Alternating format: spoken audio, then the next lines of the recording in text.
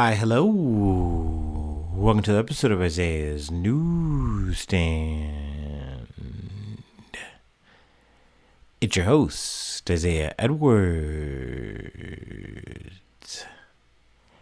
The date is May the 4th, 2026. Hopefully this episode finds you well, in good spirits and high hopes. As for me, I'm doing pretty good. Happy Monday, happy Garfield Day to ya. Hopefully you got that lasagna, maybe some wine on the side, some garlic bread, hopefully some seconds. As for mine, it's been good. I got a heaping helping today. Today was good. We got up, we got ourselves together, maybe somewhat begrudgingly. It was a Monday, but we got to work, and work was good. It really wasn't too crazy, chugged along pretty well, and we got in, we got out. Post work, we went straight to the gym, which was kind of nice. Didn't do too crazy of a situation. I will say, though, pretty much having the whole weekend off of working out, I could definitely feel the difference. I'm over here like sweating like halfway into my weight training. I'm like, ooh, okay, it's good to be back. So we definitely had a good workout. That was nice. For a Monday too, I was able to get on some free weights. Now that I'm thinking about it, that was very lucky, very blessed. And the rest of the routine went well. So yeah. After that, I did have to catch up on some things I missed over the weekend. So I went to do some grocery shopping. Went to ye old Kroger, got all the groceries I needed. So that was good. W there. Then I came home, had my stretch, had my snack, and did some research for tonight's episode. Yes. So yeah, let's go ahead and do our startup and let's get into the news.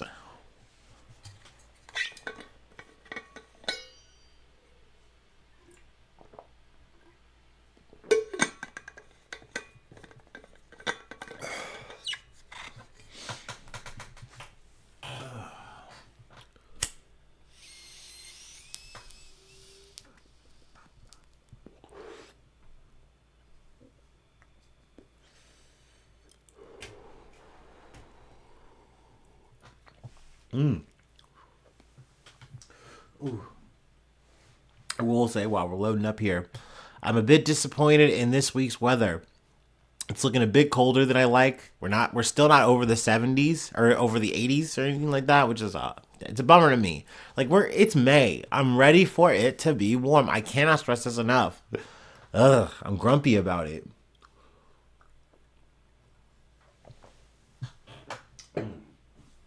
With that being said, it is nice to wear a hoodie, I guess. I suppose I really shouldn't complain.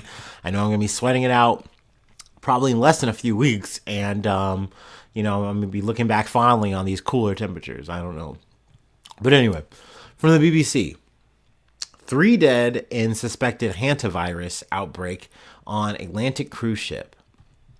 3 people have died, and a UK national is seriously ill in hospital after a suspected hantavirus outbreak on a small cruise ship in the Atlantic Ocean. The operator of the Hantavirus ship tour company Oceanwide Expeditions said a Dutch husband and wife, as well as a German national, had died, but the cause had not yet been established. However, the Dutch company said hantavirus has been confirmed in the case of the 69-year-old UK national who is in intensive care in Johannesburg, South Africa. Hantavirus is usually passed to humans from rodents via their feces, saliva, or urine. It can cause severe respiratory illness. Rarely, it can be transmitted between people. The MV Hantavirus vessel is currently off the coast of Cape Verde and has 149 people on board. Oceanwide Expeditions said there were also 2 crew members on board with acute respiratory symptoms, one mild and one severe. They were of British and Dutch nationality and both required urgent medical care. It said it had not been established that hantavirus had been confirmed in the pair, and it added that no other persons with symptoms had been identified. The WHO, or the World Health Organization, said in a statement it had identified 7 cases of hantavirus as of May 4th. Of those, 2 have been confirmed in a laboratory, and the 5 are suspected cases. Negotiations are in progress with local authorities following what Ocean-Wide Expeditions described as a serious medical situation. Outlining the timeline, the company said a passenger had become unwell while aboard and died on April 11th. His cause of death had not been determined, and his body was taken off the ship as it docked at St. Helena on April 24th. The passenger's wife also disembarked on St. Helena, and the firm said it was told she had become unwell during the return journey and later died. At this time, it has not been confirmed that these 2 cases are connected to the current medical situation on board, it added. On April 27th, the firm said another passenger, the British national, became seriously ill and was medically evacuated to South Africa. The 69-year-old remains in critical but stable condition in Johannesburg after it was confirmed a variant of hantavirus has been identified. The firm added that on Saturday, a 3rd passenger on board, the MV Hondius, died. The cause of death has not been established, Ocean-Wide Expedition said. It confirmed the passenger was German. Let's see here. We're going to skip ahead a little bit. A UK government spokesperson said the Foreign Office was in touch with the man's family and that consular teams were operating in the UK, South Africa, Spain, and Portugal to support British nationals. Let's see here. What else did I really want to pull?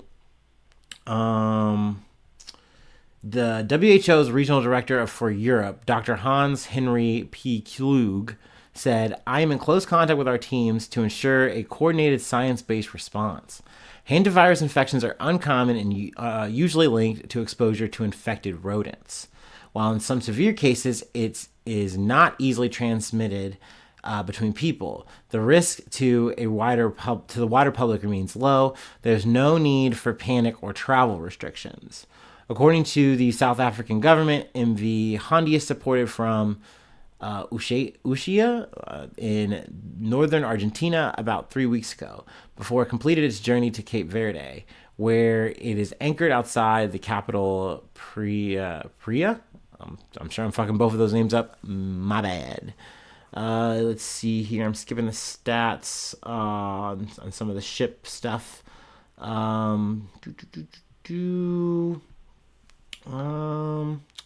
Let's see, where we're going to start back at. Actually, that's really most of the article. I guess I wanted to end with this because it does kind of remind me of when I had first heard about hantavirus, which was actually last year, but it was just in one situation, which was Gene Hackman. Hantavirus was in the headlines last year after the wife of Oscar-winning actor Gene Hackman died from a respiratory illness linked to hantavirus in March 2025. So I remember I had heard about that. I'm like, what the hell is that? And then I had learned yeah, you can get it from a rodent, either, from feces or saliva, etc. I also learned today that apparently I think it carries it, and it doesn't, the hantavirus doesn't kill the rodent, and it carries it on, for the rest of its life. And during that whole time, it could, expose hantavirus to others, other humans and stuff like that. So I was like, damn, that's pretty icky. That's pretty gross. That's unfortunate. But obviously condolences to, obviously people who lost their lives in the situation. Extended to everyone on that fucking ship, man. That's a fucking bad way to have it. Yet again, just adding that to my list of reasons why you're not catching me on a cruise. No way. No, thank you. I'll pass. I'm not for cruises. I'm not for helicopter rides. Y'all know how I get down. So, I'll keep you posted on anything that comes of this specific situation or, I guess we're on a little bit of a hantavirus watch, but, hopefully, knock on wood, this isn't anything crazy outside of, obviously the cruise itself. So we'll see. Let's move on. And actually, let me take a water break. But our next story comes from the Associated Press. Supreme Court restores access to abortion pill Mifepristone through telehealth, mail, and pharmacies.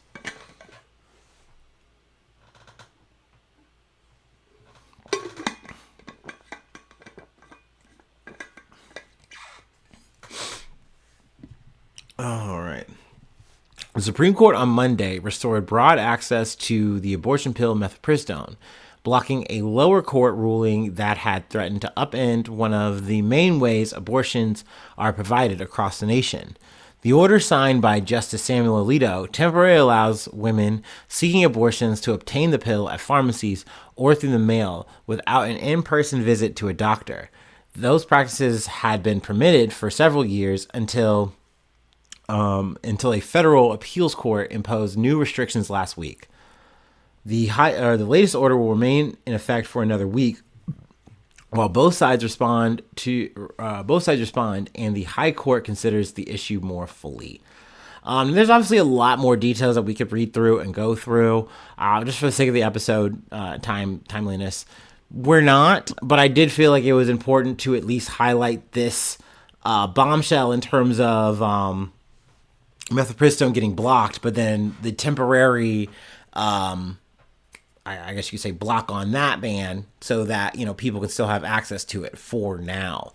I've heard the statement that, by banning mifepristone, you are essentially banning abortion. And I would agree with that. I mean, we already have the Roe v. Wade situation, we're post that now. And with that change, it essentially makes this the only convenient way, the only possible way for people, especially people without the means, without the money, to make, to have an abortion, to have the means to have it. And essentially they're trying to cut that off. I hope that, mifepristone can, wind up staying in. I mean, we'll see. I was surprised to even see the Supreme Court intervene and, allow this block, but we'll see what the future holds there. I definitely don't want to be too overly optimistic here, but because we've gone over the subject, and essentially I think the Supreme Court is like more or less kicked the can on it in a way, but didn't necessarily allow mifepristone to be a thing you could use. So it went back to courts, and they decided, you can't use it, and it's like hold up, and it's like thank God they said hold up, but we'll see. I don't know. I guess I'm already in the weeds about it. Let's move on to our next story. This is a bit of a breaking news situation from ABC News. Secret Service officers exchange gunfire with armed suspect near White House. Juvenile bystander injured. United States Secret Service officers exchanged gunfire with an armed man near the White House property in Washington, D.C. on Monday, authorities said. The suspect and a juvenile bystander were struck during the exchange of gunfire, according to the U.S. Secret Service. The shooting occurred around 3:30 p.m. Monday near the National Mall outside the perimeter of the White House complex, according to U.S. Secret Service Deputy Director Matt Quinn. A plainclothes Secret Service officer observed a suspicious individual that appeared to have a firearm, Quinn said during a press briefing.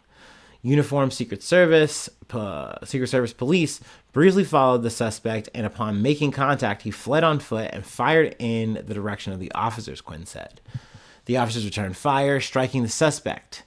The suspect was transported to a hospital, who said he had no comment on his condition. At least one bystander, a male juvenile, is believed to have been shot by the suspect and sustained non-life-threatening injuries, according to Quinn. The victim is also being treated at a hospital. Everything I've said leads me to believe, and the investigators believe, he was struck by the suspect, Quinn said. A motive remains under investigation into the shooting, which comes over a week after an alleged assassination attempt on President Donald Trump at the White House Correspondents' Dinner. Whether or not it's directed to the president or not, I don't know, but we'll find out, Quinn said. Not long before the shooting occurred, Vice President J.D. Vance's motorcade passed through the area. The suspect did not approach the motorcade, according to Quinn. Another day, another shooting in America. But they're popping off near the White House, so that tends to heighten the tension, does it not? Obviously, I always got a bumper sticker preface, like, we're not advocating these kind of things, but no, it is not surprising to know that the rhetoric is heightened.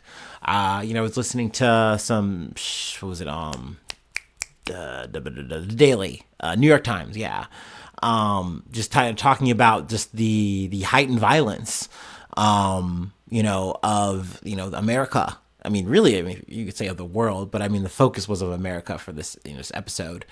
And I mean, yeah, it's troubling shit how, like, you see it through the ages. Like, violence has kind of always been a thing. Political violence has always been something that we've been dealing with in one form or another.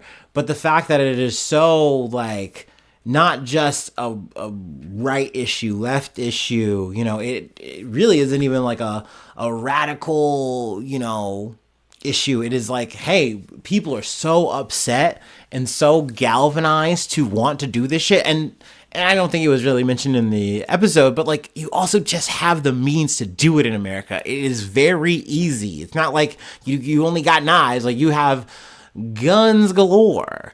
So, it just becomes a situation of just having the motivation, having the will. And then it's that versus whatever the security is that day. And that's scary to think about, of course, but it's something that goes through the average American's mind every day to the point where you just stop thinking about it. If you really dwelled on it, you wouldn't leave your house, right? So I don't know, man. It's unsettling. It's upsetting, but it is just, once again, another day in motherfucking America. I don't know what to tell you. The powers that be who do not want to change the shit, it does not matter. I mean, they're just mostly gonna say, hey, they hate our president, blah blah blah. These radicals, they hate freedom, blah blah blah. But once again, it's not just radicals that we're talking about here, and a lot of times we're talking about people who are just ho-hum normal people until you read their quick fast manifesto and you see how fucking upset they were about this, that, or the other. Or we don't have one of those, and once again, it's just they had a gun, they traveled, and they made it happen. Or at least they tried. You know what I mean? And it's scary. And if it's not, once again, a big leader or something like that, then, it's a school. Or, we've covered so many stories, and there's so many stories that I miss where it's like, parties, downtown events, city shit, whatever the fuck. And it's just people popping off because they fucking can. And I know we're getting away from the story at hand here, but once again, it is just a story that is happening every day here. So, I don't know, man. I don't even have the slots to cover it all. It sucks. I just covered this one because, had an air of the national flavor coming out of DC. So it goes. Anyway, I'm ranting. That's my bad. Mea culpa. Let's go ahead and take our last break, and we will close it out. It ends with this.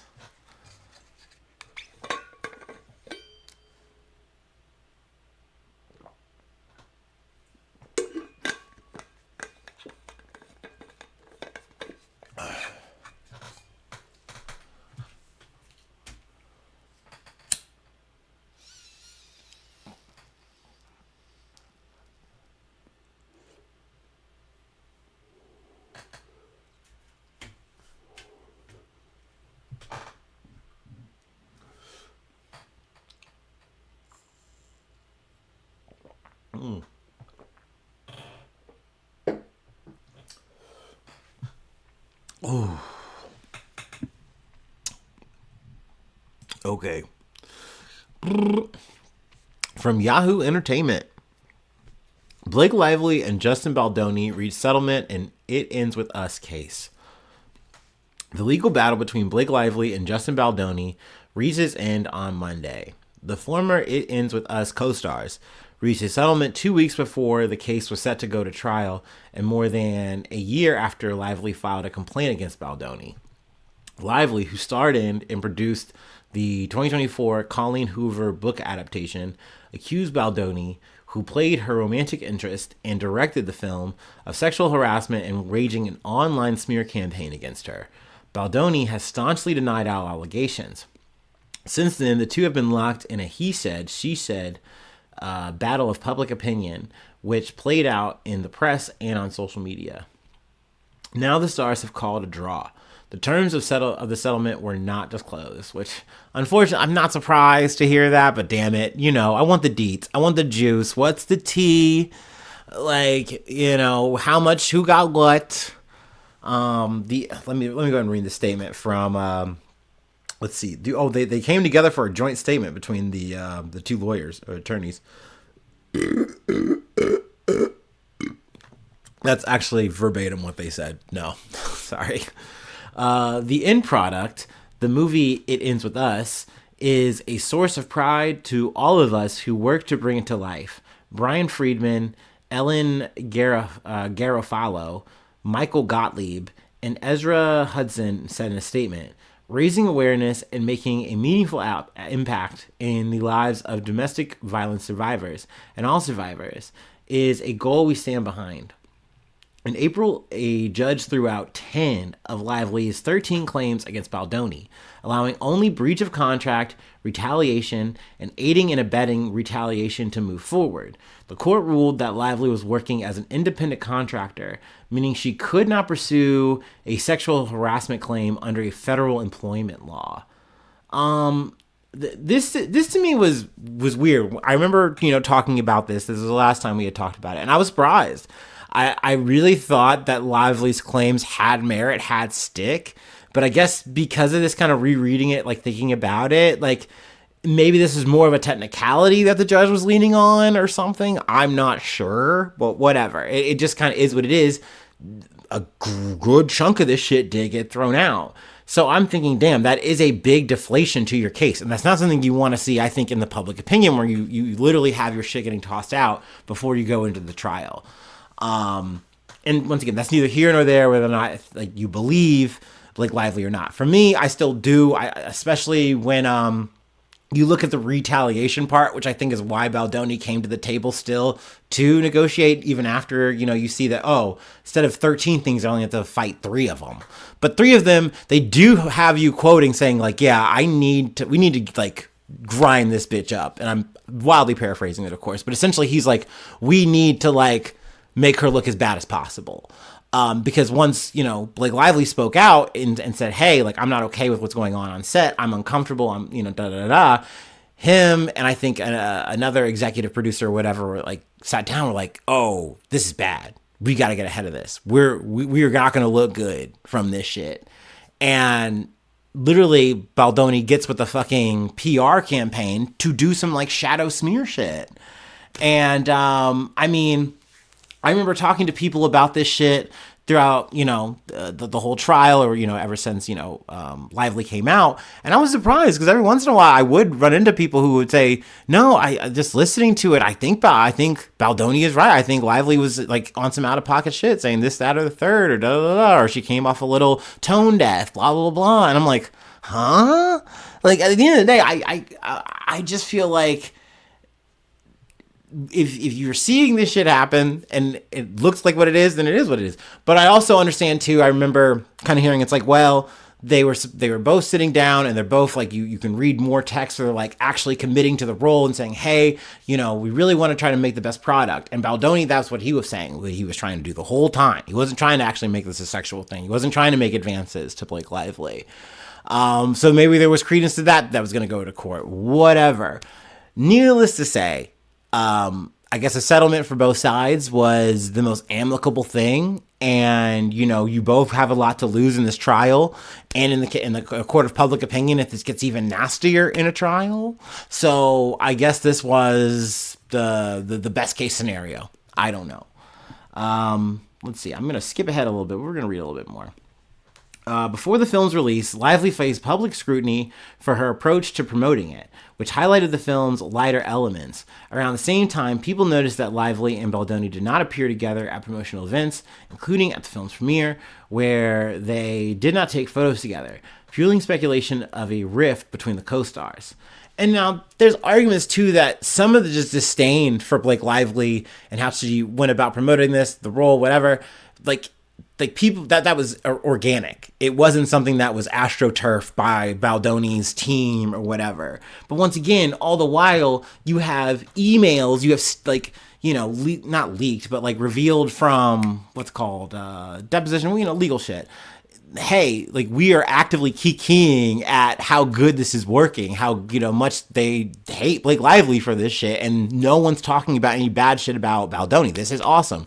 We're doing great. And it's like, I don't think that didn't read well to me when I read it from the New York Times shit. So I'm like, I get the feeling in court, a jury's going to hear this shit, see this shit, and they're not going to feel good about Justin Baldoni. They're not going to think he's very, very pro women or an ally for this shit. But I don't know. Let's see here. The rift was confirmed in December 2024. The rift was confirmed when, in December 2024, the Gossip Girl alum filed a complaint against Baldoni and went public with the New York Times, in a New York Times article. Later that month, she filed a lawsuit in New York against Baldoni and his company, Wayfarer Studios.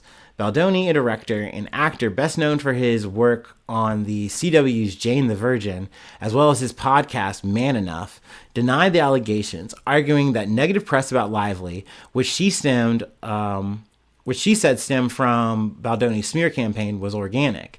He also alleged that Lively attempted to use her star power to exert control over It Ends With Us. Baldoni sued the New York Times for defamation, and in January 2025 filed a civil lawsuit against Lively, her husband Ryan Reynolds, and their public relations team. Both lawsuits were later dismissed. The fallout from the case was swift. Baldoni was dropped from his agency WME, where Lively and Reynolds are also represented, and his Voices of Solidarity Award from the nonprofit, the Vital Voices Global Partnership, which supports women in leadership roles, was rescinded. In the immediate aftermath of the lawsuit, Lively received praise from many stars for speaking out about sexual harassment. However, as weeks went on and information about the case was released, public opinion became more divided. Which, once again, maybe I'm just being brick-headed about this. It felt weird to me. Like, why did that change? Like, was it like the legal verdict and stuff? Like, some of that stuff getting thrown out? Did that make it feel like, oh, more concrete the other way? Like, either way, I understand, but I guess I just want someone from the other side to, I guess, explain that to me a little bit better, because I'm not getting it, even from what I've just kind of gleaned looking around online a little bit. But more or less that's the end of it. They have a little bit of extra details at the very end, but I think that is where we're gonna call it covered. I mean, maybe there's gonna be some more details that come out from this, but I if the settlement's not gonna get disclosed, we're not gonna get the fucking facts on that, the tea on that, then I don't know, maybe this is it. We'll see. But yeah, I mean, and that's my 2 cents on it. I still think Baldoni's a bit of a piece of shit. I don't know. Maybe I'm wrong. But I don't know. I didn't see the movie either. Didn't read the book. I'm not too invested in this. I don't have too many dogs in this race. I wouldn't say going into this that I was a big Lively or Baldoni fan. But I don't know, is what it is. That's the news for today. Let's see. If you'd like to help out support the effort, I do have a Patreon. Patreon.com/IsaiahNews. Become a newsie today. Free ways to hit me up, IsaiahNews1@gmail.com. Feel free to follow me or the podcast on any of the socials. Subscribe to the YouTube. Follow on TikTok. Follow on Spotify. Follow on Apple Podcasts. Wherever you like to listen. Leave a like. Leave a cool comment. Sharing is caring. 5 stars on Spotify, 5 stars on Apple Podcasts are always appreciated, but you don't got to do any of that. If you just enjoyed this and you're listening to the very end because you're a cool completionist, then thank you. I appreciate you. If you'd like to do this again, I'm sure I'll be at it tomorrow, hopefully. Knock on the wood. But yeah, thanks so much for tuning in. Thanks so much for being a friend, and hopefully I see you soon for some more good news. I love ya. Bye-bye. Mwah.